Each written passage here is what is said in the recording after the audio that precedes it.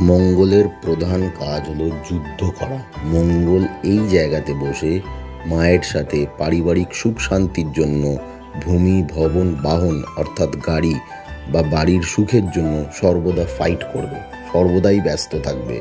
হ্যাঁ, এবারে বলে রাখি, মঙ্গল যদি কোনো মিত্র রাশিতে বসে থাকে বা এই ঘরের অর্থাৎ চতুর্থ ঘরের অধিপতি খুব বলবানভাবে সক্ষেত্রে বা বলবৎ হয়ে যদি বসে থাকে, সেক্ষেত্রে প্রভাব কিছুটা কমবে।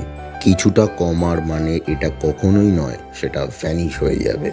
এইটা আপনারা গুলিয়ে ফেলবেন না। পজিটিভ দিক হলো চতুর্থ ঘরের মঙ্গল সম্পত্তি গেইন করা বা বাহন গেইন করা, নিজের জীবনে আনার ক্ষেত্রে পথ সুগম করে। সপ্তমে দৃষ্টি দিয়ে পার্টনারশিপ বা স্ত্রীর সাথে ছোটোখাটো ঝগড়া সর্বদাই লাগিয়ে রাখবে, কখনো কখনো হাতাহাতিও হয়ে যাবে।